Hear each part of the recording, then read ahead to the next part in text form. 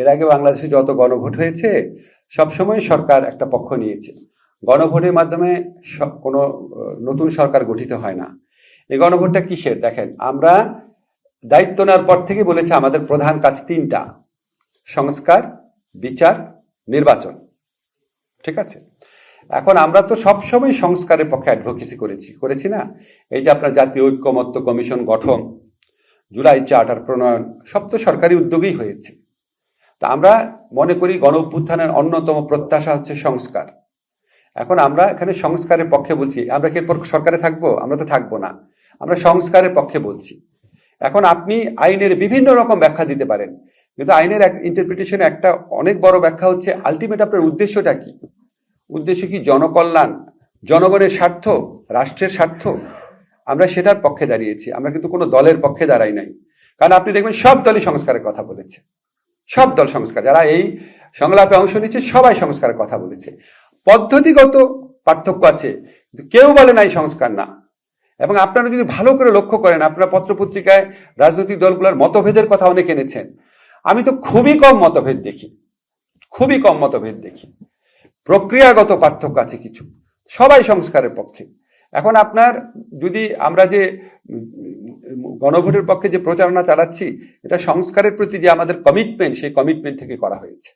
আমরা প্রথম থেকেই বলেছি আমরা চাই বাংলাদেশে অনেক সংস্কার হোক, যেটা আমাদের পক্ষে করার কথা সেগুলো আমরা করছি। আমরা আজকে এত মোটা একটা বই আমাদের ল মিনিস্ট্রি থেকে নিয়ে যাওয়া হয়েছিল, যে 2025 সনে যে অধ্যাদেশগুলো আমরা করেছি, যেই সংস্কারটা আমরা করতে পারবো না, কারণ যেটার জন্য সংবিধান পরিবর্তন লাগে, সেটা আমরা গণভোটে দিয়েছি। আমরা লোকের কাছে অ্যাপিল করছি। আমরা তো প্রথম থেকে কোনো ভানভনিতা করছি না, আমরা সংস্কারের পক্ষে। দায় মুক্তির মাধ্যমে একটা তো আপনার প্রোটেকশন দেওয়া হলো, এই ধরনের এই যে আপনারা যেটা করছেন, এটা ভবিষ্যতে কোনো চ্যালেঞ্জের মুখে পড়বে কিনা, এর জন্য কোনো আইনগত বা এরকম কোনো অধ্যাদেশের প্রয়োজনীয়তা মনে করেন? আমাদের তো এই ধরনের অধ্যাদেশের নজির আছে, আমাদের সাংবিধানিক প্রোটেকশন আছে আর্টিকেল 46-এ, সারা পৃথিবীতে নজির আছে। এখন কেউ দুষ্ট বুদ্ধি থেকে এটাকে আপনার আইনগতভাবে চ্যালেঞ্জ করতে পারে বা অন্য কোনো উদ্দেশ্য থেকে চ্যালেঞ্জ করতে পারে, এই চ্যালেঞ্জ টিকবে বলে আমাদের মনে হয় না।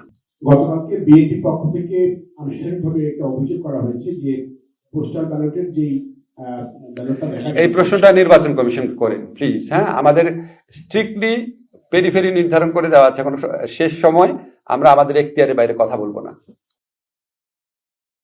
বড়জোর আমার মন্ত্রণালয়ে প্রশ্ন করতে পারেন, অন্য মন্ত্রণালয়ের বিষয় না। করলাম আমি মাহবুব সৈকত, কাজ করি। গণভোট নিয়ে আপনি প্রশ্নের জবাব দিয়েছেন, আমি একটু অ্যাড করতে চাই। তার হচ্ছে যে আমরা দেখেছি যে সবশেষে সব ফ্যাসিবাদ বিরোধী আন্দোলনে থাকা দলগুলোই গণভোটের হ্যাঁ পক্ষে তাদের অবস্থান জানিয়েছে, কিন্তু গত 2 দিন থেকে আমরা দেখেছি যে সামাজিক যোগাযোগ মাধ্যমে গণভোটের ন্যায়ের পক্ষেও ব্যাপক প্রচারণা চলছে। এ ব্যাপারে আপনাদের দৃষ্টিতে রয়েছে কিনা, এবং সেক্ষেত্রে এটি নির্বাচনের সময় কোন বিশৃঙ্খলাও তৈরি করতে না না না না আমাদের শোনেন, হায়ের পক্ষে বলার অধিকার যেমন সবার আছে, ন্যায়ের পক্ষে বলার অধিকারও সবাই আছে। এখন আপনি যদি মনে করেন আপনি অধিকাংশ ক্ষেত্রে শেখ হাসিনার ফ্যাসিস্ট আমলের ব্যবস্থা অব্যাহত রাখতে চান, দেশে বৈষম্য, তারপরে নিপীড়ন, মানবাধিকার লঙ্ঘন আগের মতোই অব্যাহত থাকুক, আমার কোনো সমস্যা নাই, আপনি বলেন আমি ন্যায়ের পক্ষে আছি, সমস্যা নাই। কিন্তু আমরা কাউকে এই প্রচারণা থেকে বিরত রাখার কোনো অধিকার আমাদের নাই, কোনো ইচ্ছা আমাদের নাই।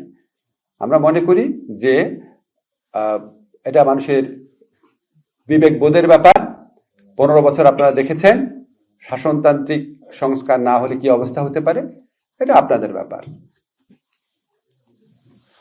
বাংলাদেশ ক্রিকেট দলের যে অংশগ্রহণ নিয়ে একটা চলছে, এটা সর্বশেষ অবস্থাটা যদি বলেন, আর আইসিসি নিরাপত্তা ইস্যুতে আইসিসির সাথে কোনো আলোচনা এখন পর্যন্ত হয়েছে? আমি সর্বশেষ অবস্থা শুধু এইটুকুই জানি, আমাকে আমিরুল ইসলাম বুলবুল সাহেব জানিয়েছে যে আইসিসির একটা টিম বোধহয় আসছে বাংলাদেশে কথা বলার জন্য। আমরা আমাদের স্ট্যান্ড থেকে সরার কোনো চান্স নাই। আমরা প্রচন্ডভাবে বিশ্বকাপ ক্রিকেট খেলতে চাই, এবং সেটা এবং এটা আয়োজন করা অসম্ভব না বলে আমরা দৃঢ়ভাবে বিশ্বাস করি।